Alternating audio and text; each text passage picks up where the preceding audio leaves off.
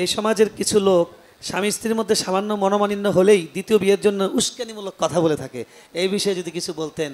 হ্যাঁ ভাই, খুব গুরুত্বপূর্ণ প্রশ্ন। স্বামী স্ত্রীর মধ্যে কিছু হলে কিছু লোক আছে মাঝখান থেকে আইসা উস্কানি দিবে। এই উস্কানি দিয়া দিয়া সংসারগুলো ভাঙার জন্য চেষ্টা করে।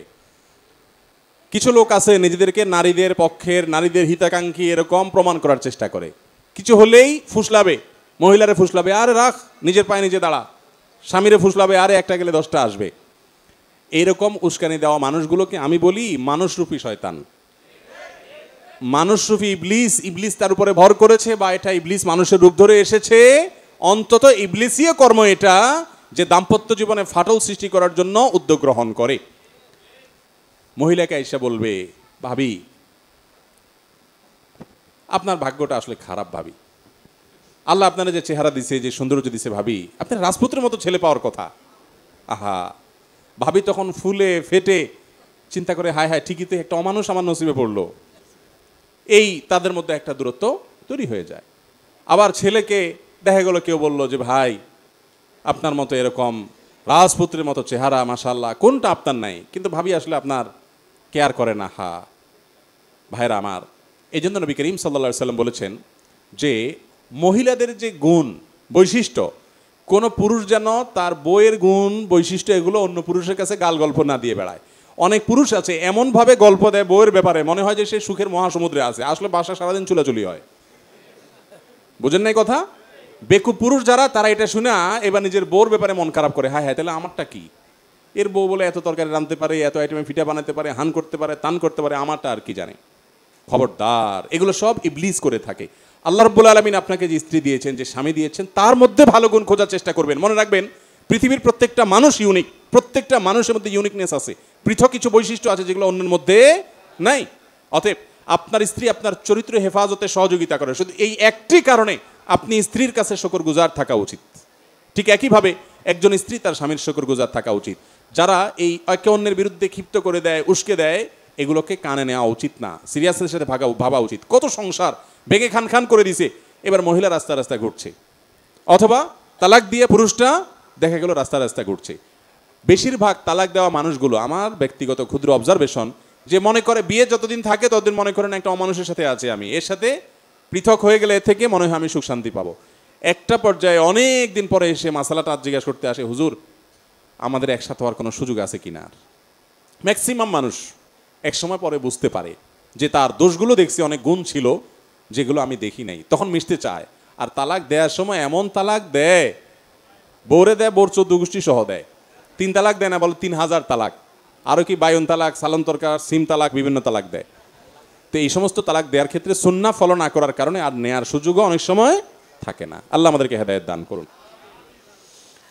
জি, গোসলখানায় বালতির উপর অজু করলে অজুর ওই পানিটুকু ওয়াশরুমে ফেলে দিলে কোনো গুনাহ হবে কি? কোনো অসুবিধা নাই। অজুর ব্যবহৃত পানি বালতিতে রইল, সেগুলো আপনি টয়লেটে ফেলে দিলেন, কোনো অসুবিধা নেই, অথবা টয়লেট কমন পরিষ্কারে দিলেন, কোনো অসুবিধা হবে না, এতে কোনো গুনাহ হবে না। জি, বিভিন্ন জায়গায় বিভিন্ন মসজিদে আজান দেয়, এখন যে কোনো প্রথম আজান শেষ করে নামাজে দাঁড়ালাম, পরে অন্য মসজিদে আজান দিল, সেক্ষেত্রে নামাজ হবে কিনা? কোনো অসুবিধা নাই। ওয়াক্ত হয়ে গেছে, আজান হয়ে গেছে, আপনি জামাত শুরু করবেন, এরপর অন্য জায়গায় যদি আজানও হয় তাতে কোনো অসুবিধা নাই, আপনার নামাজের কোনো অসুবিধা হবে না। আর বাংলাদেশে এক এক মসজিদে এক এক সময় আজান দেয়, যদিও একটা টাইমে যদি বা কাছাকাছি টাইমে যদি আজান দেওয়া হতো সেটা ভালো হতো, কিন্তু পৃথক পৃথক টাইমে আজান হয়, তাতেও সুবিধা আছে যে এক জায়গায় মিস হলে আরেক জায়গায় জামাত পাওয়া যায়। জি হুজুর, আমার প্রশ্ন হলো, আমার একটা নীল পাঞ্জাবি আছে, আমি প্রতি জুমায় পাঞ্জাবিটা পরে সালাত আদায় করি এবং আল্লাহর রহমতে প্রচুর দাওয়াতও পাই, তাহলে এই পাঞ্জাবিটা কি দাওয়াত পাওয়ার একটা উসিলা হিসেবে ধরা যাবে কিনা? এটা হলো ওই যে আপনার ঠাডায় বক পড়ে আর ফকিরের কারামতি জায়ের হয়, এটা বলতে পারেন আর কি। আপনি দাওয়াত পান, এখন পাঞ্জাবির বরকত খুঁজতেছেন। তো এগুলো নিছক আমাদের মনের ওয়াসওয়াসা। অনেক সময় আমাদের এগুলো মনে হয় যে এই কারণে বোধহয় এটা হচ্ছে, ওই কারণে বোধহয় এটা হচ্ছে, এরকম কিছুই না। হয়তো কাকতালীয়, আপনি যেদিন যেদিন দাওয়াত পান ওই দিন হয়তো আপনার এই পাঞ্জাবি পরা থাকে। কই, আমরা তো নীল পাঞ্জাবি পরি না, আমরা তো প্রতিদিনই দাওয়াত খাই। যদি দাওয়াত খাওয়ার জন্য নীল পাঞ্জাবির কোনো ভূমিকা থাকতো তো সাদা পাঞ্জাবি পরে তো দাওয়াতই পাইতাম না আমরা। ঠিক, অতএব এটা সঠিক কোনো বিষয় না। এখনকার বেশিরভাগ মসজিদে সম্মানীয় হুজুররা শুধুমাত্র স্বামীর প্রতি স্ত্রীর দায়িত্ব কর্তব্য পালনের কথা উল্লেখ করেন, কিন্তু স্ত্রীর প্রতি স্বামীর দায়িত্ব ও কর্তব্য পালনের কথা উল্লেখ করেন না, এবং বাবা মার প্রতি সন্তানদের দায়িত্ব কর্তব্যের কথা বলেন, পক্ষান্তরে উল্টারা সন্তানের প্রতি বাবা মার করণীয় সেটা নিয়ে কথা বলেন না। এ ব্যাপারে এই অবস্থা থেকে বের হওয়ার উপায় কি? এটা তো সঠিক যে আমরা অনেক সময় এক পেশে কথা বলে ফেলি, আল্লাহ আমাদেরকে মাফ করুক, সেটা হওয়া উচিত নয়। কিন্তু আবার এটাও সঠিক যে প্রশ্নকর্তা যিনি, তিনি হয়তো মহিলা। যদি মহিলা হয়ে থাকেন তাহলে আমি তাকে প্রশ্ন করব পাল্টা, যে আপনার দরকার কোনটা? স্বামীর অধিকার জানা না স্ত্রীর অধিকার জানা? কোনটা দরকার? একজন মহিলার জন্য কোনটা জানা দরকার? স্বামীর হক জানা দরকার। কারণ স্বামীর হক যদি কোনোটা আদায় না হয় তাহলে আল্লাহর কাছে ধরা খাইতে হবে। আপনার হক এটা জানা দরকার আপনার স্বামীর, এটা তো আপনার জানা দরকার না, বা এটা জানার পরে আগ্রহ থাকার দরকার না। কারণ আপনার হক যদি আপনার স্বামী আদায় না করে তাতে আপনার লস নাই, তার লস, সে আল্লাহর কাছে ধরা খাবে। ঠিক না ঠিক? ডক্টর খন্দকার আব্দুল্লাহ জাহাঙ্গীর রহমাল্লাহ বলতেন, আমরা আজকাল সবাই অধিকার সচেতন, আমরা বেশিরভাগ মানুষ দায়িত্ব সচেতন না। অধিকার সচেতন দায়িত্ব সচেতনের মধ্যে পার্থক্য বুঝেন তো? নিজের অধিকারের ব্যাপারে আমরা সবাই সোচ্চার, কিন্তু আমার কর্তব্যের ব্যাপারে আমরা ওইরকম সোচ্চার না। ভাইরা আমার, আপনার স্বামী আপনার হক আদায় করছে না, এর কারণে কি আপনার গুনাহ হবে? আপনার আখিরাত ধ্বংস হবে, জাহান্নামে যেতে হবে? কিন্তু আপনি আদায় করছেন না, আপনার তো গুনাহ হবে। এই জন্য মহিলারা সবসময় আশা করে, হুজুর একটু স্বামীদেরকে একটু ধোলাই করে দেন। স্বামীরা একটু আশা করে, হুজুর মহিলাদের একটু সাইজ করে দেন। এই জন্য বউ দেখবেন কোনো হুজুরের কোনো ওয়াজ যদি পায় যে স্বামীদেরকে সাইজ করছে, ওই লিঙ্কটা পাঠায় দেয় স্বামীরে, কয়েকটা শুনো তো হুজুর কি বলছে। আবার একই কাজ স্বামীও করে বউয়ের ব্যাপারে। স্বামী বউকে বলে, দেখো নবীজি সাল্লাল্লাহু আলাইহি সাল্লাম বলছেন, আল্লাহর পরে যদি কাউকে সেজদা করা যেত তাহলে আমাকে করা যেত। আমার কদরটা বুঝতে পারছো? মাইন্ড ইট, আমার মর্তবা কোথায় আল্লাহ রাখছে, তোমরা তো মানুষ মনে করো না। আবার বউ স্বামীকে হাদিস শোনায় যে দেখো নবী করিম সাল্লাল্লাহু আলাইহি সাল্লাম তার স্ত্রী আয়েশা রাদিয়াল্লাহু তাআলা আনহাকে খেলা দেখতে চাইছেন, নিয়ে গেছেন, বসেছিলেন, এবং এত সময় বসেছিলেন যতক্ষণ পর্যন্ত তার স্ত্রী আয়েশা বলছেন আর দেখবো না। তিনি বিরক্ত হওয়া পর্যন্ত বসেছিলেন, নবীজি এত ব্যস্ত মানুষ আর তুমি আজকাল আমার সময় দেওয়ার সুযোগ পাও না। আম্মাজান আয়েশা বলেছেন, ফাকদুর কদরুল জারিয়াতি সিন্নি আল হারিসাতি আল্লাহ হাদিসাতি সিন্নি আল হারিসাতি আল্লাহ হবে। অল্প বয়স্ক স্ত্রী যারা তোমাদের আছে, যারা একটু বিনোদন পছন্দ করে, বৈধ হালাল বিনোদনের পরে কার্পণ্য করবা না। আম্মাজান আয়েশা ওসিয়ত করে গেছেন, আর তুমি খেয়াল করো না, আমার প্রতি অবিচার করো, অমানুষের মতো আচরণ করো। তো স্বামীর হাদিস বউ টানাটানি করে, আর বউয়ের হাদিস স্বামী টানাটানি করে, এগুলো অনুচিত ভাই। তবে একটা বিষয় আমরা বলবো, তা হলো আমাদেরকে কিছু মানুষ অস্থিতিশীল করে দিচ্ছে দাম্পত্য জীবনগুলোকে ধ্বংস করার জন্য। এই যে অধিকার সচেতনতা ভালো, কিন্তু অতি অধিকার সচেতনতা এবং কর্তব্যের ব্যাপারে অসচেতনতা, এটা কখনো ভালো জিনিস হতে পারে না। অতএব এটা ঠিক যে স্বামীর যেরকম অধিকার আছে, স্ত্রীরও কি আছে? অধিকার আছে। মা বাবার যেরকম অধিকার আছে, সন্তানেরও কি আছে? অধিকার আছে। অনেক মা বাবা নিজের অধিকারের ব্যাপারে ছেলেকে মাশাআল্লাহ লম্বা লম্বা কথা শোনায়, কিন্তু সন্তানের যে অধিকার আছে সে ব্যাপারে ওনার কোনো খোঁজ খবর নাই। মা বাবার সন্তানের অধিকার নষ্ট করলে তারাও আল্লাহর কাঠগড়ায় আসামি হয়ে দাঁড়াতে হতে পারে। অতএব সবাই যার যার উপর অর্পিত দায়িত্ব পালন করার পরে সচেতন থাকতে হবে, স্বামীকেও, স্ত্রীকেও, বাপমাকেও, সন্তানকেও। আল্লাহ তাআলা আমাদের সবাইকে দায়িত্ব সম্পর্কে সচেতন হওয়ার তৌফিক দান করুন। আমার বিবাহের ওয়ালিমার দিন সকালে আমার বাবা মারা যায়, এবং সেদিনে আমার স্ত্রী তার বাবার বাড়ি চলে যায় আর ফিরে আসেনি। 1 মাস পর সে অন্য জায়গায় বিবাহ করে, আমার সাথে এখনও তার তালাক হয়নি। এখন আমি যদি বিবাহ করতে চাই তাহলে কি করতে হবে? যদি বিয়ের পর তালাক হওয়া ছাড়া স্ত্রী চলে যায় এবং তিনি ওই মহিলা অন্যত্র বিয়ে হয়, তাহলে সেক্ষেত্রে তার পরের বিয়েটা বাতিল, পরের বিয়েটা হয়নি, এবং সেখানে অবৈধ সম্পর্ক হচ্ছে, জেনা হচ্ছে, বরং তিনি এই ভদ্রলোকের স্ত্রী হিসাবে আছেন। এই অবস্থায় তিনি আরেকটা বিয়ে করতে কোনো অসুবিধা নাই। এটা তার একটা স্ত্রী আছে, ফাও আর কি বলতে পারেন, নাম কাওয়াস্তে আছে আর কি, তিনি আরেকটা বিয়ে করতে কোনো অসুবিধা নাই। আর তার স্ত্রী যিনি অন্যত্র বিয়ে করেছেন তিনি অবশ্যই হারামে লিপ্ত, তিনি যে কোনোভাবে এখান থেকে বিচ্ছেদ নেওয়া ছাড়া অন্যত্র সম্পর্ক তো হালাল হতে পারে না। মানুষের হায়াতকে আল্লাহ একবারই নির্ধারিত করে থাকেন? যদি তাই হয় পরবর্তীতে হায়াত বাড়ে কমে কিনা, চিকিৎসা করলে বাড়ে, এই ধরনের কথা বলার কি যৌক্তিকতা একটু যদি বুঝিয়ে বলেন। এ সম্পর্কে একটি হাদিস সম্ভবত ইবনে তাইমিয়া রাহিমাহুল্লাহ বা ইবনুল কাইয়িম রাহিমাহুল্লাহ উল্লেখ করেছেন তাকদীর সম্পর্কে, যে আল্লাহ রাব্বুল আলামিনের কাছে সকল তাকদীরই চূড়ান্ত, কিন্তু তাকদীরের যে লেখক ফেরেশতারা আছে তাদের কাছে তাকদীর 2 প্রকার, একটা তাকদীরে মোবরাম আর একটা গায়রে মোবরাম, একটা চূড়ান্ত একটা অচূড়ান্ত।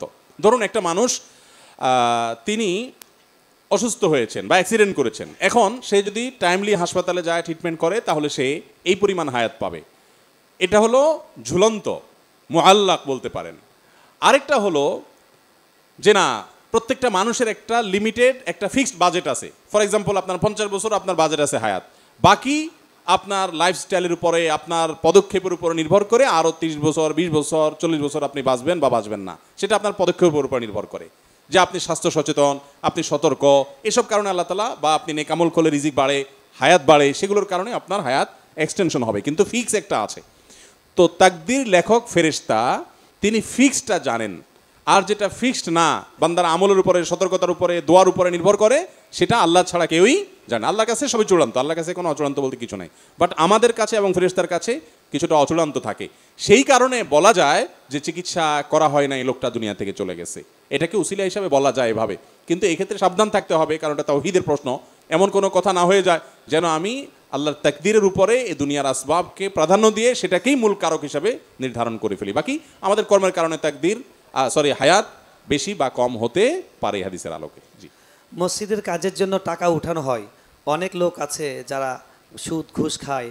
আমরা ওয়াজে শুনেছি কাবা ঘরে কিছু অংশ বাকি ছিল, হারাম টাকা নেওয়া হতো না সেজন্য। তাহলে মসজিদের জন্য টাকা উঠানোর সময় কেন বলে না যাদের হারাম ইনকাম তাদের টাকা নেওয়া হবে না?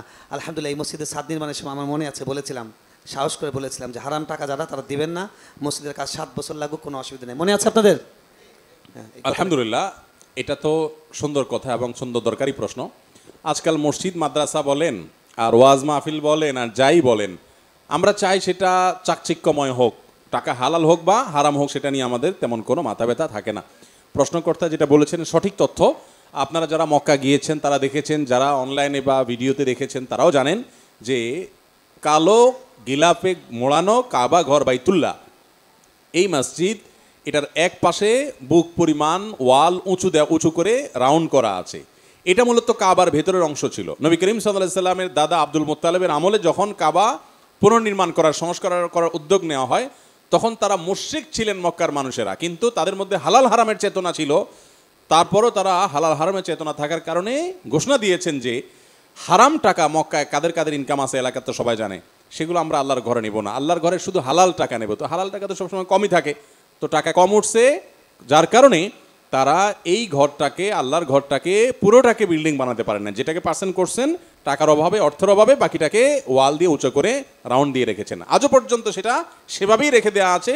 সেই স্মৃতি আমাদেরকে শিক্ষা দেয় যে আল্লাহর ঘরে বা দ্বীনের কাজে হারাম টাকা দেওয়া যাবে না। নবী সাল্লাল্লাহু আলাইহি ওয়াসাল্লাম বলেছেন, ইন্নাল্লাহা তাইয়্যিবুন লা ইয়াকবালু ইল্লা তাইয়্যিবা, আল্লাহ পবিত্র, যার কারণে হালাল এবং পবিত্র দান ছাড়া কিছু আল্লাহ তাআলা গ্রহণ করেন না। এই জন্য ভাইরা আমার, হারাম টাকা এটা দান করলে সওয়াব হবে না। আমাদের দেশে বেশিরভাগ মানুষ মনে করে আরে পয়সা করে কামায় নেই, এরপরে একটা সময় এসে দান দক্ষিণা করিডোরে হাজী সাহেব গাজী সাহেব সেজে যাব, মানুষের চোখে দুলা দিতে পারবে না। আল্লাহ তাআলা আপনার ব্যাকগ্রাউন্ড জানে না। অতএব এই 2 নম্বরের পথ পরিহার করতে হবে এবং হারাম টাকা মসজিদ দিবে না। মসজিদ কর্তৃপক্ষেরও মেরুদণ্ডের থাকা উচিত, ইমাম সাহেবের মেরুদণ্ড থাকা উচিত যে হারাম টাকাকে ডিনাই করতে জানবে। আজকাল তো এগুলো নাই ম্যাক্সিমাম মসজিদ। আলহামদুলিল্লাহ, এই মসজিদে খতিব সাহেব বলেছেন, আমরা আমাদের আসন্না ফাউন্ডেশনে যারা লাইফ মেম্বার এবং ডোনার মেম্বার হবেন, সেখানে আমাদের ফরমে এবং আবেদনে লেখা আছে যে শর্তই হলো আপনি হালাল টাকা দিয়ে আমার এখানে সদস্য হতে হবে, হারাম টাকা দেওয়া যাবে না। তারপরও যদি আপনি হারাম দেন, আপনি অন্যায় করেছেন, প্রতারণা করেছেন, কিন্তু আমরা হারাম নিতে প্রস্তুত নই। আল্লাহ তাআলা সব আমাদেরকে এরকম দায়িত্বশীল ভূমিকা নেওয়ার তৌফিক দান করুন। আমিন। রাফি দত্তপাড়া রসুলবাগ থেকে, ছেলেদের জন্য লাল কাপড় এবং হলুদ কাপড় পরা নাকি হারাম, এটা কি কারণে জানতে চাই শাইখ? লাল কাপড় এবং হলুদ কাপড় পরা ডাইরেক্ট হারাম বলা কঠিন। বিভিন্ন হাদিসে একেবারে নিরেট লাল, টকটকা লাল, যেটা পিওর লাল, যেখানে কোনো মিশ্রণ নাই, এবং হলুদ, এই দুটির ব্যাপারে বিভিন্ন রেওয়ায়েতে নবী করিম সাল্লাল্লাহু আলাইহি সাল্লাম থেকে নিষেধাজ্ঞা প্রমাণিত। সেটাকে ফুকাহা কেরাম মাকরুহ বলেছেন, অপছন্দনীয়, অনুত্তম, অনুচিত, না পরা উচিত পিওর লাল, পিওর হলুদ পুরুষের জন্য। এখন আপনি যদি বলেন যে এটা কি জন্য নিষেধ করা হয়েছে, আমি বলবো এটা মহিলাদের জন্য রিজার্ভ। এই কালার কাদের জন্য রিজার্ভ? অন্যান্য কালার আপনিও পড়তে পারেন, মহিলারাও পড়তে পারে, আর মহিলারা এই কালার তাদের জন্য স্পেশাল। দিন বা ইসলাম বলে মহিলাদেরকে খাটো করছে কিছু খাটো বুদ্ধির মানুষরা বলে। আপনি দেখেন পোশাক আশাকের ক্ষেত্রে মহিলা যেই কালারের ইচ্ছা সেই কালারে পড়তে পারবে, পুরুষ পারবে না, রেস্ট্রিকশন আছে। রেশম বলেন, সিল্ক বলেন, মহিলা পড়তে পারবে, পুরুষ পড়তে পারবে না, রেস্ট্রিকশন আছে। স্বর্ণ মহিলা পড়তে পারবে, আর পুরুষে বলা আছে তুমি শুধু চায়া চায়া দেখবা চান্দু, তুমি পড়তে পারবা না, তুমি শুধু চায়া চায়া পকেটের টাকা দিয়ে কিনা দিবা, পড়বে উনি, দূর থেকে বা কাছে থেকে যা যা চায় যা শুধু দেখবা, বাস, খবরদার পড়ার সুযোগ নেই। এরপরে বলে মহিলাদের ছোট করছে, বলেন। জি। একজন নারী তার স্বামীর শরীয়তসম্মত 95% কথা মেনে চলে না, কিন্তু ইসলামী সংগঠনের সাথে জড়িত, সব সময় সংগঠনের কাজে সময় দেয়, 5 ওয়াক্ত নামাজ ঠিকমতো আদায় করে না, বেশিরভাগ সময় নামাজ কাজা হয়, স্বামীকে না বলে যখন তখন বাইরে যায়, মোবাইল নিয়ে সবসময় ব্যস্ত থাকে, তাকওয়া পর্দা দুটোই কম। মোট কথা স্বামী তার উপর অখুশি থাকে। কোরআন হাদিসের দৃষ্টিকোণে বুঝিয়ে বলবেন। দেখুন ভাই, দিন কিন্তু মানুষের নিজের প্রবৃত্তির অনুসরণ করার নাম না। আমার একটা কিছু ভালো লাগলো আর করতে থাকলাম মন মতো, খেয়াল খুশি মতো, না, সেটা না। আবার স্বামী যে প্রশ্ন করছেন, এই স্বামী যে বউকে আটকানোর জন্য তার উপরে কোনো কারণে নাখোশ আছেন, কোনো গন্ডগোল ফাসাদ আছে, সেটার জন্য বানায় আজ আমার এখানে প্রশ্ন আনছেন যাতে করে আমি তো বলি এই প্রশ্নগুলো বেশিরভাগ প্রশ্ন না, এগুলো সব আলপিন বুঝেন আপনারা? মনে করেন ওনার সাথে ওনার গন্ডগোল আছে এক মাস আলা নিয়া, তো উনি একটা প্রশ্ন ধরা দিছে, একটা আলপিন দিল আরে আমার হাতে, যে হুজুর ওনার একটা গুতা দেন এটা দিয়া। এটা উত্তর তো না, এটা হলো আলপিনের কি গুতা। বইয়ে প্রশ্ন নিয়ে আসে যে হুজুর আমার স্বামীর সাথে আমার একটু কামড়ে আছে, আপনি একটু দিলাম প্রশ্ন, একটু গোষ্ঠী উদ্ধার করে দেন। এই জন্য আমি বলি এই সমস্ত বিষয়গুলোর উত্তর আমরা কমন কথা দেই, কিন্তু ইন্ডিভিজুয়াল কেস স্টাডি করা ছাড়া, জানা ছাড়া, দুই পক্ষের কথা শোনা ছাড়া আমরা ডিসিশন দিতে পারবো না, সেক্ষেত্রে ভুল হবে।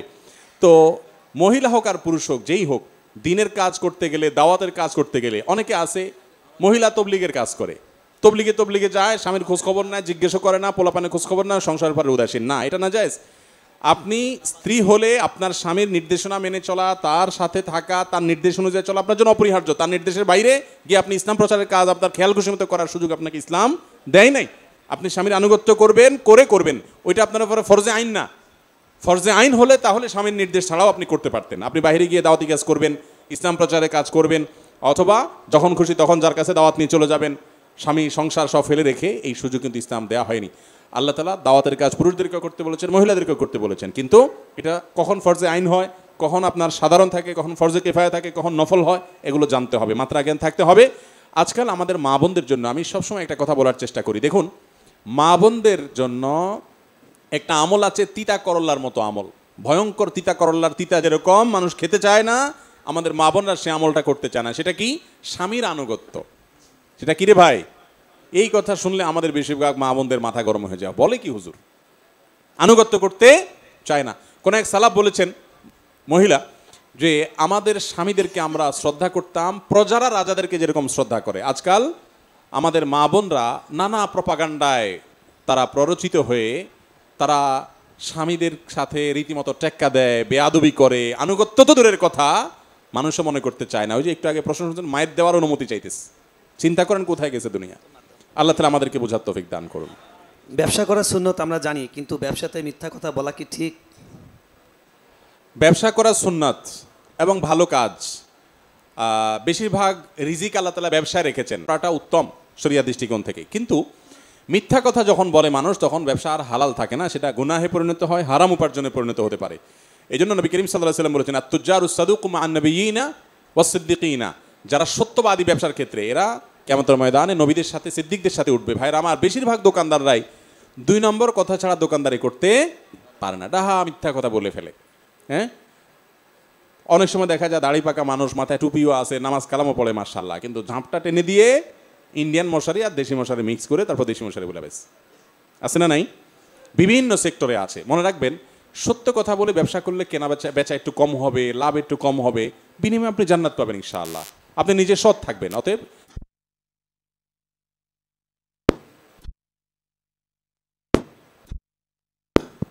স্বপ্নে বাবা মাকে দেখলে কি ফজিলত হয়? ব্যাখ্যা চাই। প্রফেসর মোহাম্মদ হারুনুর রশিদ, আমাদের সম্মানিত সভাপতি, তিনি প্রশ্নটা করেছেন। বাবা মা বা অন্য কাউকে আমরা স্বপ্নে যদি দেখি, বিশেষ করে তারা মৃত্যুবরণ করেছেন, এরকম যদি হয়, তাহলে এটা নির্ভর করে কোন অবস্থায় দেখেছি। বাবা মাকে স্বপ্নে দেখলে কি হয়? যদি তারা মৃত্যুবরণ করে থাকেন আর তাদেরকে আপনি স্বপ্নে দেখেন হাসি খুশি ভালো কিছু, তাহলে আপনি সুধারণা করতে পারেন আল্লাহ তাদেরকে ভালো রেখেছেন, সুখে রেখেছেন, আল্লাহ শুকর আদায় করবেন এবং শেষে তাদের জন্য আরও নেকামল পাঠাবেন, সওয়াব পাঠাবেন, দোয়া করবেন, ইস্তেগফার করবেন, দান সাদেকা করবেন তাদের তরফ থেকে। আর যদি আপনি তাদেরকে এমন কোনো পরিস্থিতি দেখেন যেটা দেখে আপনার মনে হচ্ছে তারা কষ্টে আছেন, আপনার কাছে পেরেশান লাগে, তাহলে সেক্ষেত্রে তাদের জন্য আল্লাহর কাছে দোয়া করবেন, ইস্তেগফার করবেন, দান সাদেকা করবেন, বিশেষ করে চোখের পানি ফেলবেন, আল্লাহর কাছে মাপ চাইবেন তাদের হয়ে। এটা নির্ভর করে যে কী অবস্থায় দেখেছেন সেটার উপরে। আমরা অনেকে মনে করি মা বাপকে স্বপ্নে দেখছেন মারা গেছে, তাহলে এখন চোখ বন্ধ করে এতজন মানুষ খাওয়াইতে হবে, এরকম কোনো ফিক্সড কিছু শরীয়ত ঠিক করে দেয় নেই। আপনি তাদের তরফ থেকে সবসময় করবেন, স্বপ্নে দেখলে বিশেষ করে খারাপ বা কষ্টে আছে বলে মনে হলে তখন আপনি তাদের তরফ থেকে আরও বেশি দান সাদেকা, দোয়া দরুদ ইত্যাদি করবেন। এছাড়া জীবিত মা বাপকে দেখলে বিশেষ কিছু হয় আমার জানা নাই। স্বপ্নের ব্যাখ্যা একটা গুরুত্বপূর্ণ বিদ্যা ইসলামের। আফসোসের বিষয় যে এটা নিয়ে চর্চা নাই। এখন স্বপ্নের ব্যাখ্যা বিশেষজ্ঞ পাওয়া যায় না, একসময় পাওয়া যেত। এ নিয়ে ওলামাদের মধ্যে জানাশোনা চর্চা আরও বাড়া উচিত এবং স্বপ্নের ব্যাখ্যা দেওয়ার মতো লোক থাকা উচিত। আমি নিজের স্বপ্নের ব্যাখ্যা সম্পর্কে খুব বেশি জানি না। জি, প্রশ্নটা যাক, অনেক লোক আছে সুদ খায়, মানুষের হক মেরে খায়, ও নিজের বউকে ধরে মারে, আবার মসজিদের কমিটির পদে আছে, এগুলো কি ঠিক? দেখুন, মসজিদের যারা দায়িত্ব পালন করবে, আল্লাহ তাআলা কোরআনে কারিমে তাদের 4টি বৈশিষ্ট্যের কথা বলেছেন। 4টি বৈশিষ্ট্যের মানুষরা মসজিদের দায়িত্ব পালন করবে। আল্লাহ বলেছেন, ইন্নামা ইয়ামুরু মাসাজিদাল্লাহি মান আমানা বিল্লাহ ওয়াল ইয়াউমিল আখির। আল্লাহর ঘর আবাদ করবে ওই মানুষরা যারা আল্লাহর প্রতি ঈমান আনে এবং আখিরাতের প্রতি ঈমান আনে। ও আকামাস সালাহ, এবং সালাত কায়েম করে, বেনামাজি হতে পারবে না। এবং ওয়া আতাজ যাকাহ, যাকাত আদায় করে, যাকাত আদায় করে যদি যাকাত দেওয়ার মতো থাকে। ওয়ালাম ইয়াখশা ইল্লাল্লাহ, আল্লাহ ছাড়া আর কাউকে পরোয়া করে না। আমি মিরপুর মণিপুরে এক মসজিদে অনেক বছর ছিলাম। আমার মসজিদের যিনি সেক্রেটারি সাহেব ছিলেন, অনেক আগে দুনিয়া থেকে চলে গেছেন, আল্লাহ বেচারাকে মাফ করে দিন। আমার নিয়োগের পর বলল, হুজুর, আমার ডাকে বললেন, হুজুর, আমি সাধারণ মানুষ, কোরআন হাদিস সম্পর্কে জানি না, এই মিম্বরে বসে কোরআন হাদিসের কথা আপনি বলবেন, আপনার বলার ক্ষেত্রে কেউ বাধা দিলে আমি বেঁচে থাকতে আমি বাধা দিব তার। আপনি কোরআন হাদিসের অনুযায়ী, আপনি যদি কোরআন হাদিসের বাইরে কথা বলেন তাহলে আপনাকে আমি বাধা দিব। এই চুক্তি আজকে আপনার সাথে আমার হয়ে যাক। আমি কোরআন হাদিস বুঝি না, কিন্তু অন্য ওলামারা যদি বলে যে না আপনাদের হুজুর কোরআন হাদিসের বাইরে বলে, আমার যেটা স্যাটিসফ্যাকশন করতে পারে, আমি কিন্তু আপনার বাধা দিব। কিন্তু আপনি যতক্ষণ বলবেন সত্য কথা, কেউ বাধা দিতে পারবে না। আল্লাহর বান্দা যতদিন বেঁচে ছিলেন আমি খোলা গলায় মন খুলে কথা বলেছি, আলহামদুলিল্লাহ। তো এরকম মসজিদের দায়িত্বশীল আল্লাহর রহমতে অনেকেই আছেন। আমাদের আলী হাসান তৈয়ব ভাই মসজিদ দীর্ঘদিন থেকে আছেন, নিশ্চয়ই কর্তৃপক্ষ সহযোগিতা আছে, আরও অনেক মসজিদে আছে। সব মসজিদ কর্তৃপক্ষ যে আপনার খারাপ সেটা তো ভুল। আবার এটাও ঠিক যে মসজিদের আপনার দায়িত্বশীলদের মধ্যে অনেকে আছে এই 4 যোগ্যতা নাই: আল্লাহর প্রতি ঈমান, আখিরাতের প্রতি ঈমান, 5 ওয়াক্ত সালাত আদায় করা, যাকাত দেওয়া এবং আল্লাহ ছাড়া কাউকে আর পরোয়া না করা। মসজিদে কথা হবে আল্লাহর দিকে তাকায়, আর কারোর দিকে তাকায় না। মাশাআল্লাহ, আয়াত এখানে লেখাই আছে, যে আয়াত আমি বলছি, 4 গুণ বিশিষ্ট মানুষরা আল্লাহর ঘরের দায়িত্ব পালন করবে। আল্লাহ তাআলা আমাদের আল্লাহর ঘরের দায়িত্ব পালনকারী ভাইদেরকে এই গুণগুলো অর্জন করার তৌফিক দান করুন। আমিন। একজন জানতে চেয়েছেন, মিনহা খলাকনাকুম, এটা কি সত্যি লাশ দাফনের দোয়া? লাশ দাফনের বা মুর্দাকে কবরে রাখার দোয়া কি? আমাদের দেশে প্রসিদ্ধ আছে, মিনহা খালাকনাকুম ওয়া ফিহা নুঈদুকুম ওয়া মিনহা নুখরিজুকুম তারাতান উখরা। এটা লাশ দাফনের দোয়া হিসাবে যে বর্ণাগুলোতে এসেছে, সেই বর্ণাগুলো একটাও বিশুদ্ধতার মানদণ্ডে উত্তীর্ণ নয়, সেগুলোর সনদের অবস্থা খুবই ভয়াবহ। এই জন্য এটাকে লাশ দাফনের দোয়া আমরা বলবো না। তবে এই আয়াতটির অর্থ লাশ দাফনের সময়কার যে পরিস্থিতি, এটার সাথে দারুণভাবে খাপ খায়, অর্থাৎ ওই বাস্তবতাকে আয়াত ফুটিয়ে তুলেছে। এই আয়াতে বলা হচ্ছে মিনহা খালাকনাকুম, এই মাটি থেকে আল্লাহ বলছেন তোমাদেরকে আমি সৃষ্টি করেছি, অফিহা নুঈদুকুম, এই মাটিতে তোমাদেরকে আবার আমি ফিরিয়ে আনবো, অমিনহা নুখরিজুকুম তারাতান উখরা, আবার এই মাটি থেকেই তোমাদেরকে সৃষ্টি করে কিয়ামতে দাঁড় করাবো আবার।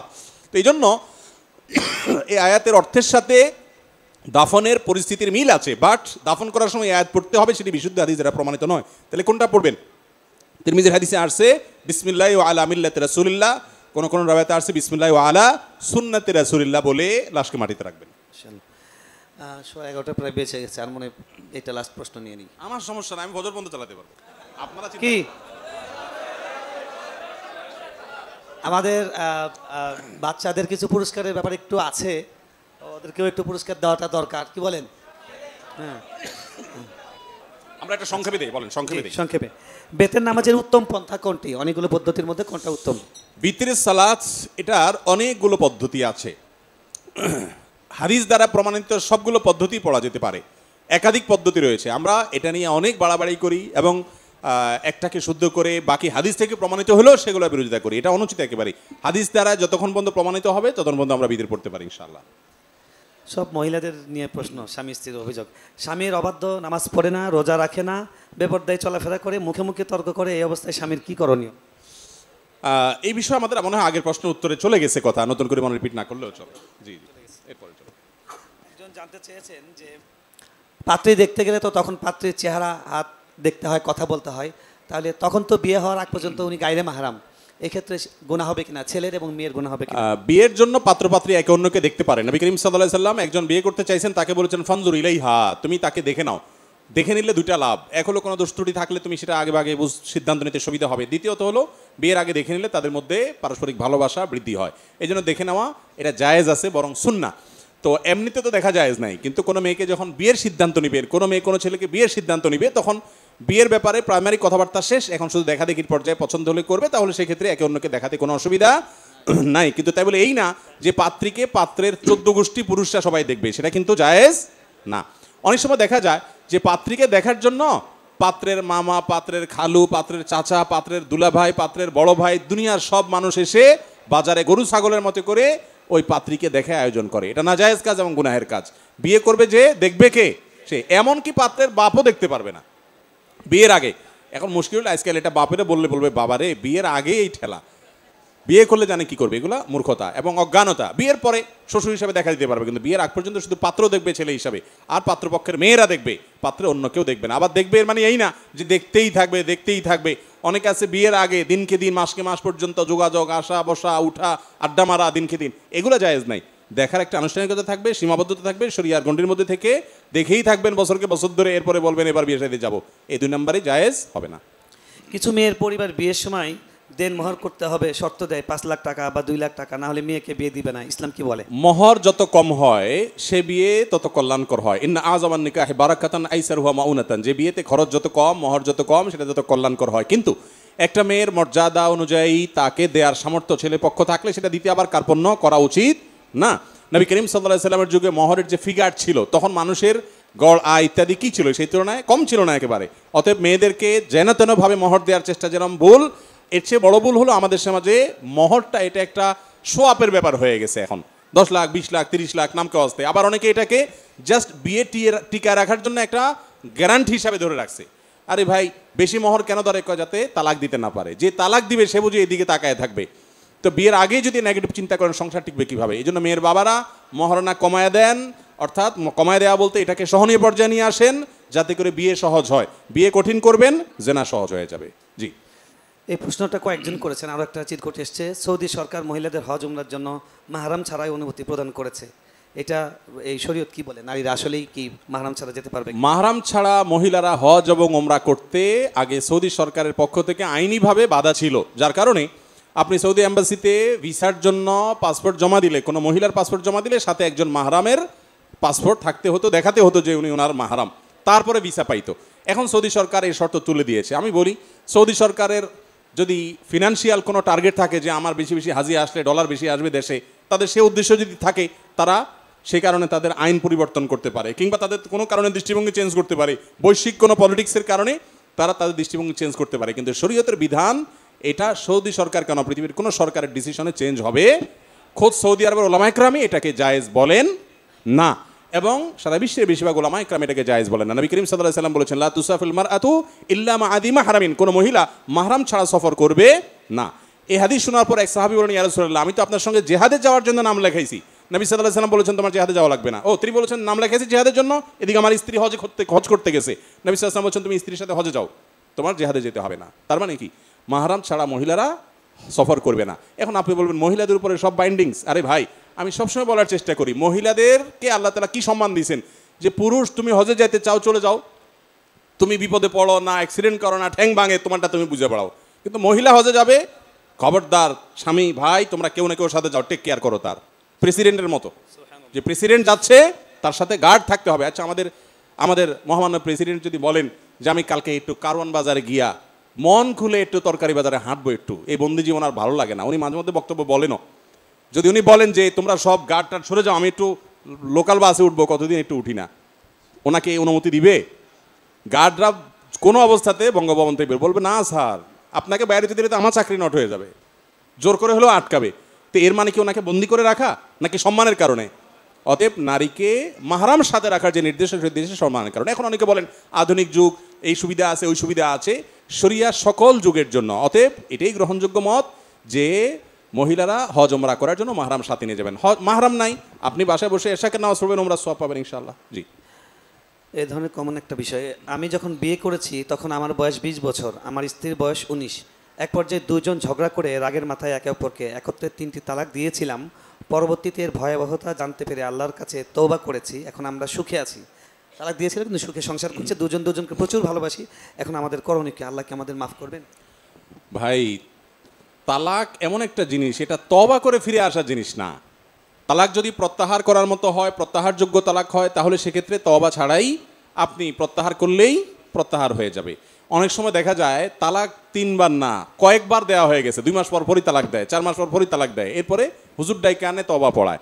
দুনিয়ার সমস্ত হুজুর একসাথ হইয়া, মক্কার হারামের ইমাম সাহেব আইসাও যদি তওবা পড়ায়, তো এই তালাক যদি একবার হয়ে যায় এবং 3 তালাক যদি হয়ে যায়, তাহলে সেক্ষেত্রে সেই বিয়েকে নতুন করে জোড়া লাগানোর সুযোগ থাকবে না। এটা খুব ভয়ঙ্কর একটা ব্যাপার ভাই। এই জন্য আল্লাহর ওয়াস্তে তালাক দিতে চাইলে ঠান্ডা মাথায় চিন্তা ভাবনা করে, ওলামাদের সাথে পরামর্শ করে, তারপরে সুচিন্তিতভাবে তালাকের ডিসিশন নেবেন। দেখেন, কেন হায়েজ অবস্থায় তালাক দেয়া নিষেধ? হায়েজ থেকে পাক হবে, সেই পবিত্রতার পর শারীরিক সম্পর্ক হবে না, তার আগে আগে তালাক দিতে হবে। তার মানে কি?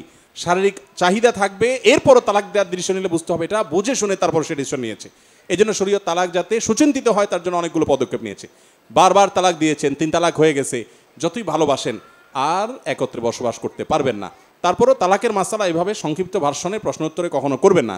এটার জন্য ফতোয়া বিভাগে যাবেন, ওলামাদের কাছে যাবেন, দীর্ঘ বিস্তারিত বিবরণ জানিয়ে তারপর উত্তর নেবেন। জি, অনেকগুলো প্রশ্ন করেছেন ইসলামী আন্দোলনে, একটা দিচ্ছি, এটাই শেষ প্রশ্ন। ইসলামী আন্দোলন করা কি ফরজ? ইসলামী আন্দোলন করা বলতে যদি বুঝান আপনি যে ইসলামের জন্য কাজ করা, কল্যাণ করা, তো এটা তো অবশ্যই করা একটা জরুরি কাজ। সাধ্য অনুযায়ী আমর বিল মারুফ নাহি আনিল মুনকার করতে হবে কি হবে না? সৎ কাজের আদেশ, অসৎ কাজের বাধা প্রদান করতে হবে না? এবং সৎ কাজের আদেশ করে মানুষকে নেকির পথে আনার জন্য সর্বাত্মক চেষ্টা থাকতে হবে, এবং অন্যায় কাজ থেকে বাধা প্রদান করার মানসিকতা থাকতে হবে। এটা প্রত্যেকটা মুসলমানের জন্যই সাধ্য অনুযায়ী কখনো ফরজে আইন হয়, কখনো ফরজে কেফায়া হয়, কখনো নফল হয়। এটা অবস্থা ভেদে চেঞ্জ হয়। অতএব দিনের কল্যাণ কামনা করা, দিন দুনিয়াতে যাতে জিন্দা হয় সে চেষ্টা করা, এটা সাধ্য অনুপাতে অবস্থা ভেদে আল্লাহর বিধান হিসাবে আমাদের উপর আরোপিত।